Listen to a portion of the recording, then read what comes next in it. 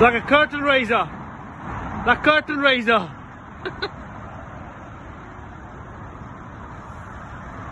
Cool.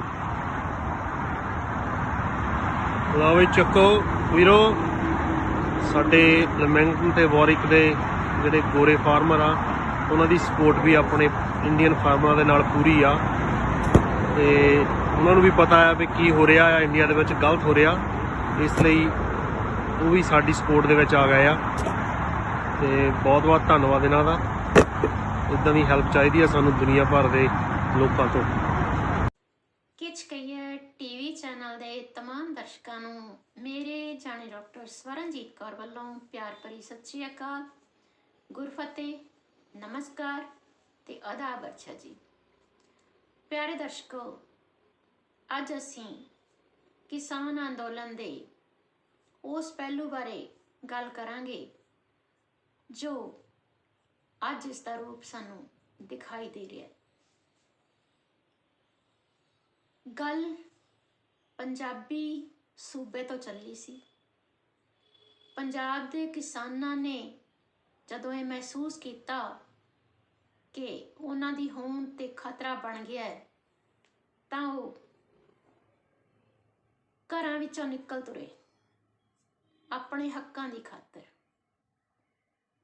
ਤੇ ਹੱਕਾਂ ਦੀ ਆਵਾਜ਼ ਬੁਲੰਦ ਕਰਦਿਆਂ ਕਰਦਿਆਂ ਉਹਨਾਂ ਨੇ ਪੂਰੇ ਭਾਰਤ ਵਿੱਚ ਹੋਕਾ ਦਿੱਤਾ ਕਿ ਜੇ ਖੇਤੀ ਨੂੰ ਬਚਾਉਣਾ ਹੈ, ਖੇਤਾਂ ਨੂੰ ਬਚਾਉਣਾ ਹੈ, ਆਪਣੀ ਜ਼ਮੀਨ ਬਚਾਉਣੀ ਹੈ ਤਾਂ ਤੁਹਾਨੂੰ ਵੀ ਬਾਹਰ ਨਿਕਲਣਾ ਪਏਗਾ।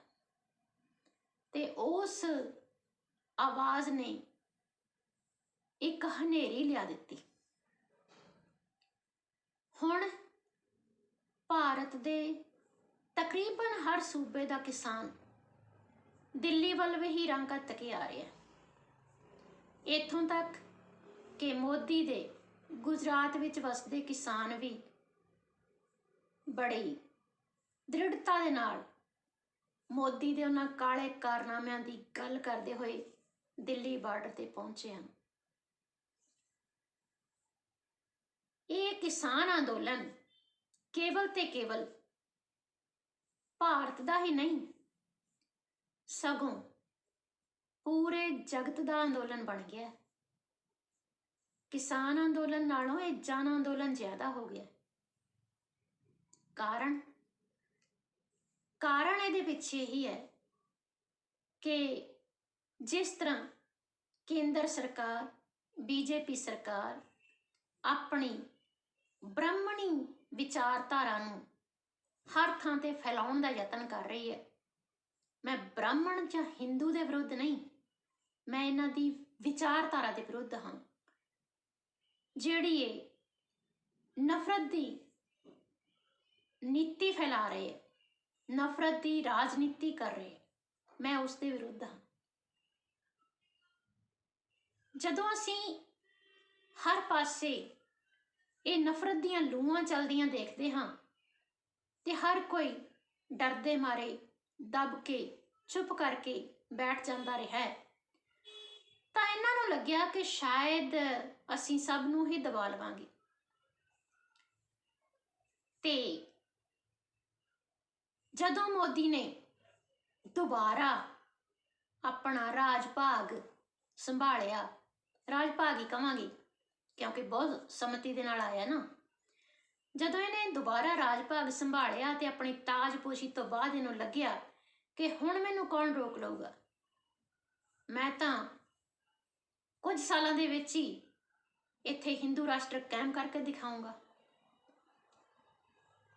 ਪਰ ਇਸ ਦੀਆਂ ਚਾਲਾਂ ਧਰੀਆਂ ਦੀਆਂ ਧਰਾਈਆਂ ਰਹਿ ਗਈਆਂ। ਸਭ ਤੋਂ ਪਹਿਲਾਂ ਇਹਨੇ ਭਾਰਤ ਦੇ ਸਿਰ ਨੂੰ, ਜੰਮੂ ਕਸ਼ਮੀਰ ਨੂੰ ਕੁਚਲਣ ਦੀ ਕੋਸ਼ਿਸ਼ ਕੀਤੀ। ਧਾਰਾ 370 ਬੰਦ ਕੀਤੀ, ਖਤਮ ਕੀਤੀ। ਉੱਥੋਂ ਦੇ ਲੋਕਾਂ ਨੂੰ ਕਰਫਿਊ ਦੇ ਹਾਲਾਤਾਂ ਵਿੱਚ ਲੰਘਣਾ ਪੈ ਰਿਹਾ। ਉਹਨਾਂ ਲੋਕਾਂ ਨੂੰ ਕੁਚਲ ਦਿੱਤਾ ਗਿਆ, ਇੱਕ ਤਰ੍ਹਾਂ ਨਾਲ ਉਹਨਾਂ ਦੀ ਆਵਾਜ਼ ਬੰਦ ਕਰ ਦਿੱਤੀ ਗਈ। ਤੇ ਫਿਰ ਇਹ ਭਾਰਤ ਦੀਆਂ ਪੂਜਾਵਾਂ ਨੂੰ ਪੈ ਗਿਆ। ਭਾਰਤ ਦੀ ਪੂਜਾ ਹੈ ਪੰਜਾਬ। ਸੋ ਪੰਜਾਬ ਦੀ ਪੂਜਾ ਜਿਹੜੀ ਹੈ ਉਹ ਬੜੀ ਜਰਵਾਣੀ ਪੂਜਾ ਹੈ, ਜਿਹਨੂੰ ਨਾ ਅਬਦਾਲੀ ਵਰਗਾ ਉਲੰਘ ਸਕਿਆ ਤੇ ਨਾ ਸਿਕੰਦਰ ਵਰਗਾ। ਇਹਨਾਂ ਨੂੰ ਵੀ ਭਾਜੜਾਂ ਪਾ ਦਿੱਤੀਆਂ ਗਈਆਂ ਸੀ। ਪੰਜਾਬ ਦੀ ਮਿੱਟੀ ਹੀ ਅਜਿਹੀ ਹੈ, ਪੰਜਾਬ ਦਾ ਪੌਣ ਪਾਣੀ ਹੀ ਅਜਿਹਾ ਹੈ ਕਿ ਇੱਥੇ ਜਿਹੜਾ ਜੰਮਦਾ ਹੈ ਉਹ ਜਰਵਾਣਿਆਂ ਨਾਲ ਲੋਹਾ ਲੈਣ ਦੇ ਕਾਬਲ ਹੈ।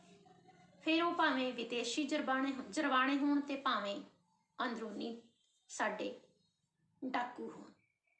ਜਿਵੇਂ ਹੁਣ ਸਾਡੇ ਖੇਤਾਂ ਉੱਤੇ ਡਾਕਾ ਮਾਰਨ ਦੀ ਚਾਲ ਚੱਲੀ ਗਈ ਹੈ ਬੜੀ ਚਲਾਕੀ ਦੇ ਨਾਲ। ਇਹਨਾਂ ਨੂੰ ਸ਼ਾਇਦ ਇਹ ਲੱਗਿਆ ਸੀ ਕਿ ਕਿਸਾਨ ਤਾਂ ਭੋਲੇ ਭਾਲੇ ਹੁੰਦੇ ਨੇ, ਕਿਉਂਕਿ ਆਮ ਤੌਰ ਤੇ ਅਸੀਂ ਜਦੋਂ ਕਹਾਣੀਆਂ ਸੁਣਦੇ ਹਾਂ ਤਾਂ ਉਹ ਕਹਾਣੀਆਂ ਦੇ ਵਿੱਚ ਜਿਹੜਾ ਕਿਸਾਨ ਹੈ ਉਹਨੂੰ ਬੜਾ ਭੋਲਾ ਭਾਲਾ ਸਿੱਧਾ ਸਾਦਾ ਦਰਸਾਇਆ ਜਾਂਦਾ ਰਿਹਾ। ਤਾਂ ਸ਼ਾਇਦ ਇਹ ਉਹਨਾਂ ਕਹਾਣੀਆਂ ਵਿਚਲੇ ਕਿਸਾਨ ਨੂੰ ਹੀ ਆਪਣੀ ਜਿਹੜੀ ਕਪੋਲ ਕਲਪਨਾ ਸੀ ਉਹਦੇ ਵਿੱਚ ਸਜਾਈ ਬੈਠੇ ਸੀ ਕਿ ਕਿਸਾਨ ਤਾਂ ਇਦਾਂ ਦੇ ਆ, ਇਹਨਾਂ ਨੂੰ ਕੀ ਪਤਾ ਅਸੀਂ ਕੀ ਕਰਦੇ ਹਾਂ ਕੀ ਨਹੀਂ ਕਰਦੇ। ਤੇ ਜੇ ਕੋਈ ਪੁੱਛੇਗਾ ਵੀ ਕਿ ਖੇਤੀ ਤਾਂ ਰਾਜਾਂ ਦਾ ਵਿਸ਼ਾ ਹੈ, ਇਹ ਤਾਂ ਕੇਂਦਰ ਦਾ ਵਿਸ਼ਾ ਹੈ ਹੀ ਨਹੀਂ, ਤਾਂ ਅਸੀਂ ਚੁੱਪ ਕਰਕੇ ਕਹਿ ਦਿਆਂਗੇ ਕਿ ਅਸੀਂ ਤਾਂ ਭਾਈ ਰਾਜ ਦਾ ਵਿਸ਼ਾ ਛੇੜਿਆ ਹੀ ਨਹੀਂ, ਅਸੀਂ ਤਾਂ ਉਹ ਵਿਸ਼ਾ ਛੇੜਿਆ ਜਿਹੜਾ ਸਾਡੇ ਅਧੀਨ ਆਉਂਦਾ ਤੇ ਉਹ ਕਮਰਸ ਐਂਡ ਟ੍ਰੇਡ ਹੈ। ਤੇ ਫਿਰ ਜੇ ਕਮਰਸ ਐਂਡ ਟ੍ਰੇਡ ਤੇ ਭਾਈ ਤੁਸੀਂ ਇਹ ਕਾਨੂੰਨ ਬਣਾਉਣੇ ਸੀ, ਤੁਸੀਂ ਵਪਾਰੀਆਂ ਦੇ ਹਿੱਤ ਪਾਲਣੇ ਸੀ, ਤਾਂ ਕਿਸਾਨ ਨੂੰ ਬੱਕਰੀ ਦਾ ਬਲੀ ਦਾ ਬੱਕਰਾ ਕਿਉਂ ਬਣਾਇਆ ਗਿਆ? ਤਾਂ ਜਦੋਂ ਇਹ ਖੜਗ ਪੂਜਾ ਵਿੱਚ ਵਸਦੇ ਕਿਸਾਨਾਂ ਨੂੰ ਸਮਝ ਆਈ ਕਿ ਹਾਂ ਸਾਨੂੰ ਬਲੀ ਦਾ ਬੱਕਰਾ ਬਣਾਇਆ ਜਾ ਰਿਹਾ ਹੈ, ਵਪਾਰੀਆਂ ਦੇ ਹਿੱਤ ਪੂਰੇ ਜਾ ਰਹੇ ਹੈ, ਵਪਾਰੀਆਂ ਦੇ ਵੀ ਖਾਸ ਕਰਕੇ ਗੁਜਰਾਤੀਆਂ ਦੇ ਹਿੱਤ ਪੂਰੇ ਜਾ ਰਹੇ ਹੈ, ਗੁਜਰਾਤੀਆਂ ਦੇ ਹੱਥ ਵਿੱਚ ਸਾਰਾ ਦੇਸ਼ ਦੇਣ ਦੀ ਤਿਆਰੀ ਹੋ ਰਹੀ ਹੈ। ਹਰ ਇੱਕ ਜਿਹੜੀ ਕੰਪਨੀ ਹੈ, ਸਰਕਾਰੀ ਕੰਪਨੀ, ਉਹ ਗੁਜਰਾਤੀਆਂ ਨੂੰ ਵੇਚੀ ਜਾ ਰਹੀ ਹੈ। ਹਰ ਇੱਕ ਜਿਹੜਾ ਗੁਜਰਾਤੀ ਵਪਾਰੀ ਹੈ ਉਹੀ ਦੇਸ਼ ਦੇ ਕਰੋੜਾਂ ਅਰਬਾਂ ਰੁਪਏ ਲੈ ਕੇ ਬਾਹਰ ਭੱਜਿਆ। ਇਹ ਗੁਜਰਾਤੀ ਜਿਹੜੇ ਲੋਕ ਨੇ, ਵਪਾਰੀ ਲੋਕ ਨੇ, ਤੇ ਇਹਨਾਂ ਨੂੰ ਲੱਗਿਆ ਸੀ ਕਿ ਅਸੀਂ ਆਰਾਮ ਦੇ ਨਾਲ ਸਾਰੇ ਭਾਰਤ ਨੂੰ ਹਿੰਦੂ ਰਾਸ਼ਟਰ ਬਣਾ ਕੇ ਇੱਥੇ ਆਪਣੀ ਹਮਤੋਂ ਚਲਾਵਾਂਗੇ ਤੇ ਸਾਨੂੰ ਰੋਕਣ ਵਾਲਾ ਕੋਈ ਨਹੀਂ। ਪਰ ਹੋਇਆ ਇਸ ਦੇ ਉਲਟ। ਜਦੋਂ ਇਹਨਾਂ ਨੇ ਪੰਜਾਬ ਦਾ ਫਨ ਕੁਚਲਣ ਦੀ ਕੋਸ਼ਿਸ਼ ਕੀਤੀ ਤਾਂ ਪੰਜਾਬੀ ਜਾਗ ਪਏ। ਪੰਜਾਬੀ ਜਾਗ ਪਏ ਕਿ ਪੰਜਾਬ ਦੇ ਵਿੱਚ ਗੁਰਮਤ ਵਿਚਾਰਧਾਰਾ ਨੂੰ ਫਿਰ ਹਿਲੋਰਾ ਮਿਲਿਆ। ਮੈਂ ਬਾਰ-ਬਾਰ ਹਰ ਇੱਕ ਵੀਡੀਓ ਦੇ ਵਿੱਚ ਗੁਰਮਤ ਵਿਚਾਰਧਾਰਾ ਕਿਉਂ ਲੈ ਆਉਂਦੀ ਹਾਂ, ਸਾਰੇ ਸੋਚੋਗੇ ਜ਼ਰੂਰ, ਲੇਕਿਨ ਮੈਨੂੰ ਹੋਰ ਕੋਈ ਵਿਚਾਰਧਾਰਾ ਇੱਥੇ ਪਣਪਦੀ, ਇੱਥੇ ਵਿਕਸਦੀ ਨਜ਼ਰ ਹੀ ਨਹੀਂ ਆ ਰਹੀ, ਕਿਉਂਕਿ ਗੁਰਮਤ ਵਿਚਾਰਧਾਰਾ ਦੇ ਅਨੁਕੂਲ ਹੀ ਸਾਰਾ ਜਿਹੜਾ ਵਰਤਾਰਾ ਹੈ ਉਹ ਵਰਤ ਰਿਹਾ ਹੈ। ਜਿਵੇਂ ਜਿਵੇਂ ਕਿਸਾਨ ਅੰਦੋਲਨ ਨੇ ਆਪਣੀ ਆਵਾਜ਼ ਫੜੀ, ਤਿਵੇਂ ਤਿਵੇਂ ਇਸ ਗੁਰਮਤ ਵਿਚਾਰਧਾਰਾ ਦਾ ਜਿਹੜਾ ਪ੍ਰਚਲਨ ਸੀ ਉਹ ਹੋਰ ਬਾਕਾਇਦਾ ਰੂਪ ਦੇ ਵਿੱਚ ਲਾਗੂ ਹੁੰਦਾ ਚਲਾ ਗਿਆ। ਕਿਸਾਨੀ ਅੰਦੋਲਨ ਜਦੋਂ ਦਿੱਲੀ ਪਹੁੰਚਿਆ, ਦਿੱਲੀ ਬਾਰਡਰ ਤੇ ਪਹੁੰਚਿਆ, ਤਾਂ ਉਸ ਰਸਤੇ ਦੇ ਵਿੱਚ ਜੋ ਰੁਕਾਵਟਾਂ ਆਈਆਂ, ਜ਼ਬਰ ਦਾ ਮੁਕਾਬਲਾ ਸਬਰ ਨਾਲ ਕਰਕੇ ਦਿਖਾਇਆ ਗਿਆ। ਜਦੋਂ ਉੱਥੇ ਪਹੁੰਚੇ ਤਾਂ ਉੱਥੇ ਸੇਵਾ ਭਾਵਨਾ ਹਰ ਥਾਂ ਤੇ, ਭਰਾਤਰੀ ਭਾਵ ਹਰ ਥਾਂ ਤੇ, ਇੱਕ ਦੂਜੇ ਨਾਲ ਮੇਲ ਮਿਲਾਪ, ਇਹ ਰੂਪ ਨਜ਼ਰੀ ਆ ਰਿਹਾ। ਤੇ ਪਿਛਲੇ ਦਿਨੀ ਪਤਾ ਲੱਗਿਆ ਕਿ ਖਾਲਸਾ ਏਡ ਨੇ ਇੱਕ ਕਿਸਾਨ ਮਾਲ ਵੀ ਉੱਥੇ ਚਾਲੂ ਕਰ ਦਿੱਤਾ ਕਿ ਜਿਹਨੂੰ ਜੋ ਲੋੜ ਹੈ ਉਹ ਆਪਣੀ ਚੀਜ਼ ਮੁਫਤ ਉੱਥੋਂ ਲੈ ਸਕਦਾ। ਇਹ ਪੰਜਾਬੀਆਂ ਦਾ ਜਜ਼ਬਾ ਭਾਈ ਕਨ੍ਹੱਈਆ ਦੇ ਵਾਰਸਾਂ ਦਾ ਜਜ਼ਬਾ ਹੈ, ਜਿਹੜੇ ਹਰ ਤਰ੍ਹਾਂ ਨਾਲ ਸੇਵਾ ਭਾਵ ਦੇ ਨਾਲ ਲਬਰੇਜ਼ ਨੇ। ਤੇ ਇਹ ਜਜ਼ਬਾ ਜਿਹੜਾ ਹੈ, ਇਸ ਨੇ ਕਿਸਾਨ ਅੰਦੋਲਨ ਨੂੰ ਭਾਰਤ ਦੇ ਵਿੱਚ ਥਾਂ ਥਾਂ ਫੈਲਾਇਆ ਤਾਂ ਹੈ ਹੀ, ਹਰ ਸੂਬੇ ਦੇ ਵਿੱਚ ਇਸ ਦੇ ਲਈ ਆਵਾਜ਼ ਉੱਠੀ ਤਾਂ ਹੈ। ਸਿਰਫ ਇਹੀ ਆਵਾਜ਼ ਨਹੀਂ ਉੱਠੀ, ਸਿਰਫ ਭਾਰਤ ਦੇ ਵਿੱਚ ਹੀ ਆਵਾਜ਼ ਨਹੀਂ ਉੱਠੀ, ਬਲਕਿ ਦੁਨੀਆ ਭਰ ਦੇ ਵਿੱਚ ਇਸ ਅੰਦੋਲਨ ਨੇ ਆਪਣੀ ਇੱਕ ਵੱਖਰੀ ਪਛਾਣ ਵੀ ਬਣਾਈ ਹੈ ਤੇ ਵੱਖਰੀ ਆਵਾਜ਼ ਵੀ ਪਹੁੰਚਾਈ ਹੈ। ਅਸੀਂ ਮੁੱਢਲੀ ਵੀਡੀਓ ਦੇਖੀ ਹੈ ਜਿਹਦੇ ਵਿੱਚ ਗੋਰੇ ਵੀ ਕਿਸਾਨ ਸੰਘਰਸ਼ ਦੀ ਸਪੋਰਟ ਕਰ ਰਹੇ ਨਜ਼ਰ ਆਉਂਦੇ ਨੇ। ਉਹਨਾਂ ਨੂੰ ਵੀ ਪਤਾ ਲੱਗ ਗਿਆ ਕਿ ਕਿਸਾਨਾਂ ਦੇ ਨਾਲ ਗਲਤ ਹੋ ਰਿਹਾ ਹੈ। ਸੋ ਮੇਰੀ ਜਾਚੀ ਇਹ ਜਿਹੜਾ ਕਿਸਾਨ ਅੰਦੋਲਨ ਹੈ ਉਹ ਹੁਣ ਸਿਰਫ ਕਿਸਾਨ ਅੰਦੋਲਨ ਨਹੀਂ ਰਿਹਾ, ਜਨ ਅੰਦੋਲਨ ਬਣ ਗਿਆ ਤੇ ਇਸ ਤੋਂ ਵੀ ਅੱਗੇ ਵੱਧ ਕੇ ਜਗ ਜਨ ਅੰਦੋਲਨ ਬਣ ਗਿਆ। ਪੂਰੇ ਜੱਗ ਦੇ ਵਿੱਚ ਇਸ ਦੀਆਂ ਗੱਲਾਂ ਹੋ ਰਹੀਆਂ ਨੇ ਤੇ ਪੂਰੇ ਜੱਗ ਦੇ ਲੋਕ ਕਿਸਾਨਾਂ ਦੇ ਨਾਲ ਖੜੇ ਨੇ, ਕਿਸਾਨਾਂ ਨੂੰ ਸਹੀ ਦੱਸ ਰਹੇ ਨੇ। ਯੂਐਨਓ ਤੱਕ ਇਸ ਦੀ ਗੂੰਜ ਪੈ ਚੁੱਕੀ ਹੈ ਕਿ ਮੋਦੀ ਦੀਆਂ ਨੀਤੀਆਂ ਕਿਸਾਨਾਂ ਪ੍ਰਤੀ ਗਲਤ ਨੇ, ਪਰ ਮੋਦੀ ਤੇ ਮੋਦੀ ਦੇ ਯਾਰਾਂ ਨੂੰ ਇਸ ਦੇ ਨਾਲ ਕੋਈ ਮਤਲਬ ਹੀ ਨਹੀਂ ਲੱਗਦਾ। ਬੜੇ ਢੀਠ ਹੋ ਕੇ ਉਹ ਵਿਚਰ ਰਹੇ ਨੇ ਨਕਲੀ ਕਿਸਾਨਾਂ ਨਾਲ ਤੇ ਦੂਜੇ ਸੂਬਿਆਂ, ਦੂਰ ਦਰਾਜ ਦੇ ਸੂਬਿਆਂ ਦੇ ਨਾਲ, ਕਿਸਾਨਾਂ ਦੇ ਨਾਲ ਜਾ ਕੇ ਉਹ ਗੱਲਾਂ ਬਾਤਾਂ ਕਰ ਰਹੇ ਨੇ। ਕਦੇ ਵਰਚੁਅਲ ਮੀਟਿੰਗ ਕਰਦੇ ਨੇ, ਕਦੇ ਕੁਝ ਕਰਦੇ ਨੇ, ਕਦੇ ਕੁਝ ਕਰਦੇ ਨੇ। ਲੇਕਿਨ ਜਿਹੜੇ ਤੁਹਾਡੀਆਂ ਬਰੂਹਾਂ ਤੇ ਬੈਠੇ ਨੇ ਉਹਨਾਂ ਨੂੰ ਤਾਂ ਤੁਸੀਂ ਪੁੱਛਦੇ ਤੱਕ ਨਹੀਂ।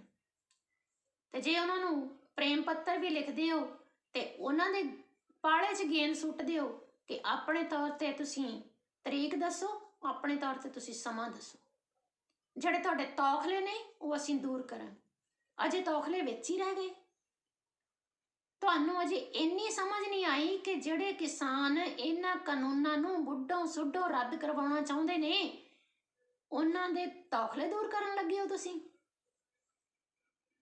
ਕਿੱਦਾਂ ਦਾ ਦਿਮਾਗ ਹੈ ਤੁਹਾਡਾ? ਬਾਰ-ਬਾਰ ਇੱਕ ਗੱਲ ਨੂੰ ਕਹੀ ਜਾਣਾ, ਕਹੀ ਜਾਣਾ, ਕਹੀ ਜਾਣਾ, ਕਿੱਥੋਂ ਤੱਕ ਸਹੀ ਹੈ? ਤੁਸੀਂ ਸਿੱਧਾ ਦੱਸੋ ਕਿ ਅਸੀਂ ਕਾਨੂੰਨ ਰੱਦ ਕਰ ਰਹੇ ਹਾਂ, ਆਓ ਮੀਟਿੰਗ ਕਰੀਏ, ਤੁਹਾਡੇ ਨਾਲ ਸਲਾਹ ਮਸ਼ਵਰਾ ਕਰਕੇ ਨਵੇਂ ਕਾਨੂੰਨ ਲਿਆਉਂਦੇ ਹਾਂ, ਜਿਵੇਂ ਤੁਹਾਨੂੰ ਜੱਚਦੇ ਨੇ, ਜੋ ਜੋ ਤੁਸੀਂ ਚਾਹੁੰਦੇ ਹੋ ਤੁਹਾਡੇ ਹਿੱਤ ਦੇ ਵਿੱਚ ਉਹ ਕਾਨੂੰਨ ਬਣਾਏ ਜਾਣਗੇ। ਫਿਰ ਤਾਂ ਹੋਈ ਨਾ ਗੱਲ। ਫਿਰ ਅਸੀਂ ਸਮਝਾਂਗੇ ਕਿ ਹਾਂ ਇਹ ਸਰਕਾਰ ਕਿਸਾਨ ਹਿਤੈਸ਼ੀ ਵੀ ਹੈਗੀ ਹੈ। ਲੇਕਿਨ ਨਹੀਂ, ਇਹ ਸਰਕਾਰ ਕਿਸਾਨ ਹਿਤੈਸ਼ੀ ਨਹੀਂ, ਇਹ ਤਾਂ ਅਡਾਨੀ ਅੰਬਾਨੀ ਹਿਤੈਸ਼ੀ ਹੈ, ਜਿਹਦੇ ਵਿੱਚ ਸਿਰਫ ਅਡਾਨੀ ਅੰਬਾਨੀ ਹੀ ਨਹੀਂ ਭਰਾਵੋ, ਇਹਦੇ ਵਿੱਚ ਈਬੇ, ਐਮਾਜ਼ਨ, ਅਲੀਬਾਬਾ, ਫਿਰ ਬਾਕੀ ਕੰਪਨੀਆਂ ਜਿਹੜੀਆਂ ਹੈਗੀਆਂ ਨੇ ਉਹ ਵੀ, ਫੇਸਬੁੱਕ, ਗੂਗਲ, ਇਹ ਸਭ ਆਉਣ ਵਾਲੇ ਨੇ। ਇਹਨਾਂ ਸਭਨਾਂ ਨੇ ਭਿਆਲੀ ਪਾ ਕੇ ਸਾਨੂੰ ਲੁੱਟਣਾ ਕੁੱਟਣਾ ਹੈ। ਅਜੇ ਵੀ ਸਾਡਾ ਜਿਹੜਾ ਦਿਮਾਗ ਹੈ ਜੇ ਇੱਥੇ ਹੀ ਖੜਾ ਰਿਹਾ ਕਿ ਅਸੀਂ ਬਸ ਕਿਸਾਨ ਦੀ ਜਿਹੜੀ ਹਮਾਇਤ ਹੈ ਇੰਨੀ ਕੀ ਕਰਨੀ ਹੈ ਕਿ ਉਹ ਜ਼ਮੀਨਾਂ ਆਪਣੀਆਂ ਉਹਦੇ ਕੋਲ ਰਹਿ ਜਾਣ, ਉਹ ਕਿਸੇ ਵੀ ਹੱਦ ਤੱਕ ਸਹੀ ਨਹੀਂ। ਸਾਨੂੰ ਬੜੀ ਲੰਬੀ ਲੜਾਈ ਲੜਨੀ ਪੈਣੀ ਹੈ। ਸਿਰਫ ਕਿਸਾਨੀ ਮੁੱਦੇ ਹੀ ਹੱਲ ਕਰਨਾ ਸਾਡਾ ਮਕਸਦ ਨਹੀਂ ਰਹਿ ਜਾਂਦਾ।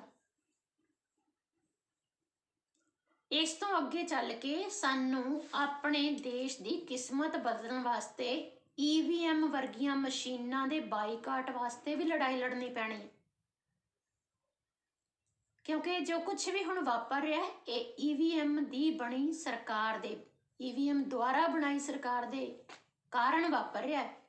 ਲੋਕਾਂ ਦੀ ਚੁਣੀ ਹੋਈ ਸਰਕਾਰ ਦੇ ਸਹਾਰੇ ਨਹੀਂ ਵਾਪਰ ਰਿਹਾ। ਜਿਹੜੇ ਵਿਕਸਿਤ ਮੁਲਕ ਨੇ, ਪੂਰੀ ਤਰੱਕੀ ਕਰ ਚੁੱਕੇ ਹੈ, ਉਹਨਾਂ ਦੇ ਵਿੱਚੋਂ ਇਹ EVM ਮਸ਼ੀਨਾਂ ਦਾ ਜਿਹੜਾ ਜਾਲ ਹੈ ਉਹ ਕਦੋਂ ਦਾ ਖਤਮ ਹੋ ਚੁੱਕਿਆ ਹੈ। ਉਹਨਾਂ ਨੇ ਕਦੋਂ ਦਾ ਇਹਨਾਂ ਨੂੰ ਨਕਾਰ ਦਿੱਤਾ ਤੇ ਇਹ ਉਹਦੇ ਭਗਤ ਬਣੇ ਬੈਠੇ ਨੇ। ਇਸੇ ਤਰ੍ਹਾਂ ਹੀ ਜਿਹੜੇ ਖੇਤੀ ਕਾਨੂੰਨ ਪੱਛਮ ਦੇ ਵਿੱਚ, ਅਮਰੀਕਾ ਦੇ ਵਿੱਚ, ਹੋਰ ਦੇਸ਼ਾਂ ਦੇ ਵਿੱਚ ਬੜੇ ਬੁਰੀ ਤਰ੍ਹਾਂ ਨਾਲ ਫੇਲ ਹੋ ਚੁੱਕੇ ਨੇ, ਉਹਨੂੰ ਲਿਆ ਕੇ ਸਾਡੇ ਤੇ ਜ਼ਬਰਦਸਤੀ ਥੋਪ ਰਹੇ ਨੇ। ਬਿਹਾਰ ਦੇ ਵਿੱਚ 2006 ਤੋਂ ਇਹ ਕਾਨੂੰਨ ਲਾਗੂ ਨੇ। ਉੱਥੇ ਕਿੰਨੀ ਕੁ ਸਫਲਤਾ ਮਿਲੀ ਹੈ। ਜੇ ਉੱਥੇ ਮਾਡਲ ਸਫਲ ਸੀ ਤਾਂ ਤੁਸੀਂ ਹੋਰ ਥਾਂ ਤੇ ਲਾਗੂ ਕਰ ਸਕਦੇ। ਜਦੋਂ ਉੱਥੇ ਹੀ ਇਹ ਫੇਲ ਹੈ, 100-100 ਕਿੱਲੇ ਦੇ ਮਾਲਕ ਪੰਜਾਬ ਦੇ ਵਿੱਚ ਆ ਕੇ ਮਜ਼ਦੂਰੀ ਕਰਨ ਨੂੰ ਵਿਚਾਰੇ ਮਜਬੂਰ ਨੇ, ਤਾਂ ਉੱਥੇ ਜਦੋਂ ਇਹ ਫੇਲ ਹੈ ਤਾਂ ਇੱਥੇ ਕਿਵੇਂ ਤੁਸੀਂ ਲਾਗੂ ਕਰ ਸਕਦੇ ਹੋ।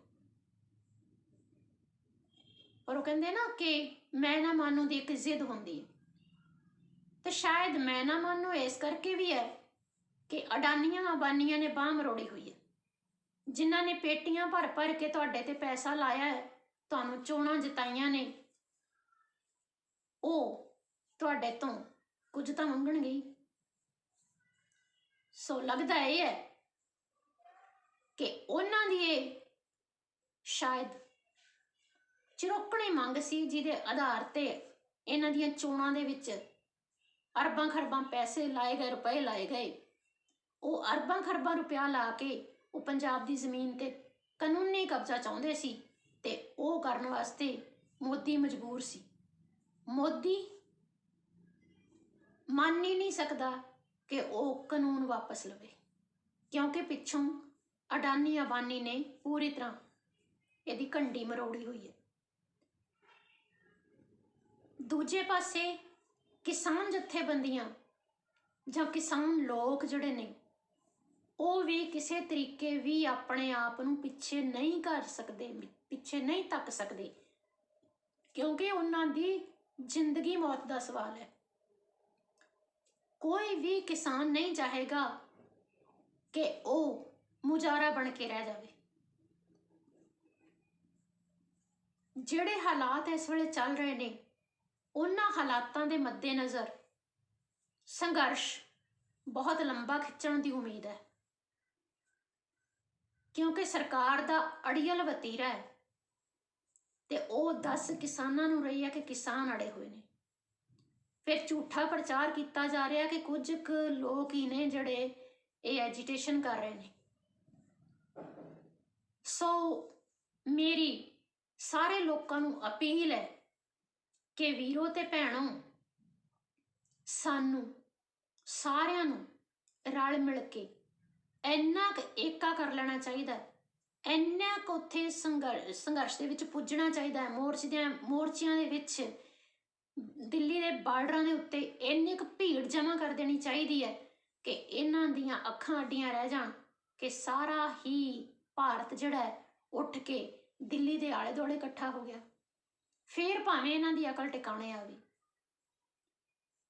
ਜਿੰਨੀ ਦੇਰ ਅਸੀਂ ਇਹ ਇਕੱਠ ਨਹੀਂ ਜੁਟਾਉਂਦੇ, ਜਿੰਨਾ ਕੁ ਹੁਣ ਜੁਟਿਆ, ਇਸ ਤੋਂ ਤਿੱਗਣਾ ਚੌਗਣਾ ਇਕੱਠ ਚਾਹੀਦਾ। ਅਸੀਂ ਉੱਥੇ ਪਹੁੰਚੀਏ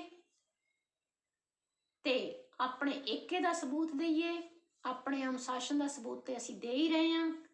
ਸੋ ਇਹ ਜਿਹੜੀਆਂ ਗੱਲਾਂ ਨੇ, ਇਹਦੇ ਨਾਲ ਹੀ ਅਸੀਂ ਠੱਲ ਪਾ ਸਕਦੇ ਹਾਂ, ਆਪਣਾ ਆਪ ਬਚਾ ਸਕਦੇ ਹਾਂ।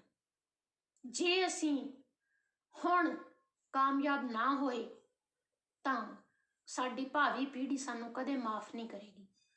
ਇਸ ਲਈ ਮੇਰੀ ਪੁਰਜ਼ੋਰ ਅਪੀਲ ਹੈ ਸਾਰੇ ਹੀ ਭਾਰਤ ਵਾਸੀਆਂ ਨੂੰ ਕਿ ਜਗ ਜਨ ਅੰਦੋਲਨ ਤਾਂ ਇਹ ਬਣ ਹੀ ਚੁੱਕਿਆ। ਵਿਦੇਸ਼ਾਂ ਵਿੱਚੋਂ ਤਾਂ ਸਾਡੇ ਹੱਕ ਦੇ ਵਿੱਚ ਨਾਅਰੇ ਵੱਜ ਹੀ ਰਹੇ ਨੇ। ਸੋ ਸਾਡੇ ਸ਼ਹਿਰੀ ਵਰਗ ਦੇ ਵੀਰਾਂ ਭੈਣਾਂ ਨੂੰ ਵੀ ਇਹਦੇ ਵਿੱਚ ਵੱਧ ਚੜ ਕੇ ਸ਼ਾਮਲ ਹੋਣ ਦੀ ਲੋੜ ਹੈ। ਉੱਥੇ ਸਾਨੂੰ ਸਿਰਫ ਆਰਥਿਕ ਮਦਦ ਜਾਂ ਲੰਗਰ ਦੀ ਮਦਦ ਜਾਂ ਕੋਈ ਹੋਰ ਮਦਦ ਜਾਂ ਕੋਈ ਹੋਰ ਸੇਵਾ, ਉਹ ਹੁਣ ਇੰਨੀ ਜ਼ਰੂਰਤ ਨਹੀਂ ਜਿੰਨੀ ਜ਼ਰੂਰਤ ਸਾਨੂੰ ਉੱਥੇ ਆਪਣੇ ਆਪ ਨੂੰ ਸ਼ਾਮਲ ਕਰਵਾਉਣ ਦੀ ਹੈ। ਸਾਨੂੰ ਉੱਥੇ ਸਰੀਰਾਂ ਦਾ ਜ਼ਿਆਦਾ ਇਕੱਠ ਚਾਹੀਦਾ ਹੈ। ਜਿੰਨੇ ਜ਼ਿਆਦਾ ਤੋਂ ਜ਼ਿਆਦਾ ਲੋਕ ਉੱਥੇ ਪਹੁੰਚ ਸਕਦੇ ਆ, ਪਹੁੰਚੋ। ਜਿੰਨਾ ਜ਼ਿਆਦਾ ਤੋਂ ਜ਼ਿਆਦਾ ਉੱਥੇ ਭੀੜ ਇਕੱਠ ਕਰ ਸਕਦੇ ਹੋ, ਪਰ ਉਹ ਭੀੜ ਜਿਹੜੀ ਹੈ ਹੁੱਲੜਬਾਜ਼ੀ ਵਾਲੀ ਨਾ ਹੋਵੇ। ਹਲੀਮੀ, ਠਰਮੇ, ਸ਼ਾਂਤੀ, ਪ੍ਰੇਮ, ਭਾਈਚਾਰੇ ਵਾਲੇ ਹੋਵੋ। ਸਾਰੇ ਹੀ ਅਨੁਸ਼ਾਸਿਤ ਰਹਿ ਕੇ ਆਪਣੇ ਮਿਸ਼ਨ ਦੇ ਵਿੱਚ ਕਾਮਯਾਬ ਹੋਣ ਲਈ ਸਰਕਾਰ ਨੂੰ ਮਜਬੂਰ ਕਰ ਦਿਓ। ਤੇ ਉਮੀਦ ਹੈ ਕਿ ਤੁਸੀਂ ਸਾਰੇ ਇਹਨਾਂ ਗੱਲਾਂ ਤੇ ਗੌਰ ਕਰੋਗੇ, ਇਸ ਜਗ ਜਨ ਅੰਦੋਲਨ ਨੂੰ ਵਿਲੱਖਣ ਸਫਲਤਾ ਦੇ ਮੁਕਾਮ ਤੇ ਪਹੁੰਚਾ ਕੇ ਹੀ ਰਹੋਗੇ।